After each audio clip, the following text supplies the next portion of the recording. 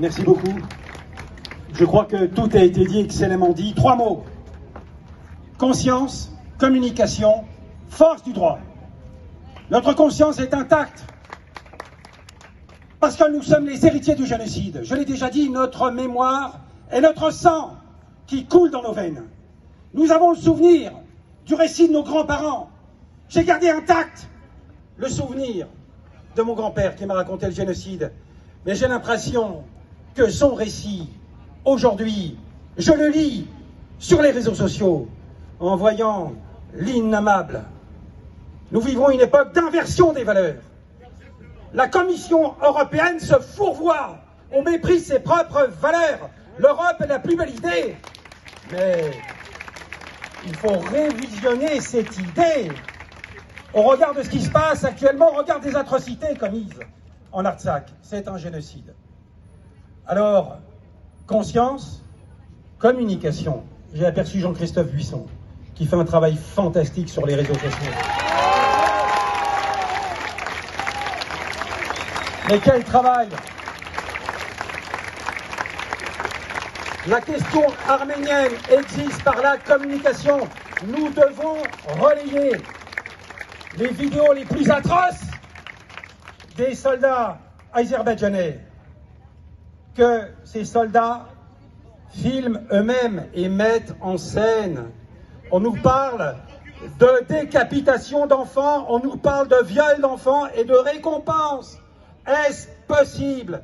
Est-ce imaginable? Est-ce acceptable dans le monde qui est le nôtre? Alors, communication, d'accord, mais force du droit. Avec la bâtonnière Julie Couturier, nous sommes allés au corridor de la Chine.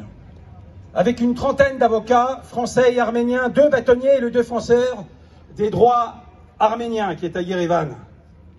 Au moment où Bruno Retailleau venait de quitter le corridor de la Chine et qui a été fermé par l'armée azérie à ce moment-là, nous avions prévu de descendre avec nos robes en bas et nous faire photographier en bas pour renvoyer l'image du droit dans ce monde de crimes de sang, de crimes de génocide. Mais nous n'avons pas pu.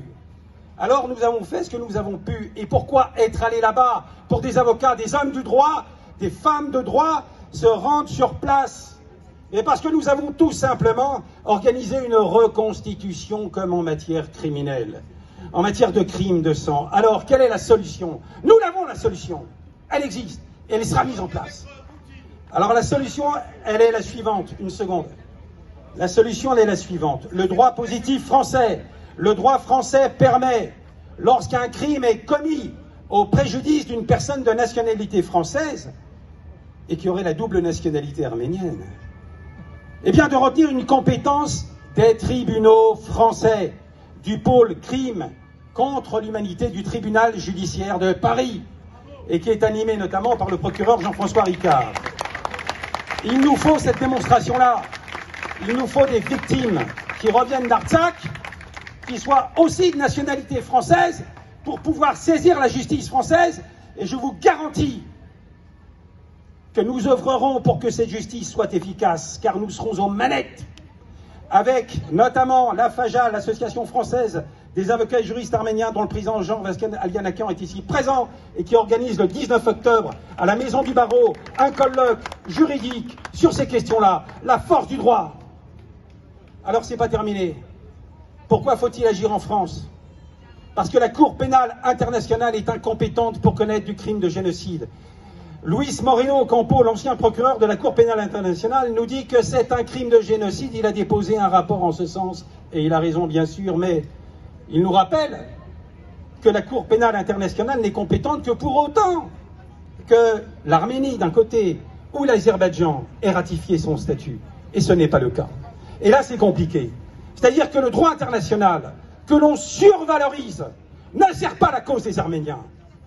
Et ce qui est incroyable, c'est que la communauté internationale, dont on dit qu'elle n'a jamais reconnu l'Artsakh en tant que tel, c'est cette même communauté internationale qui laisse crever les Arméniens aujourd'hui.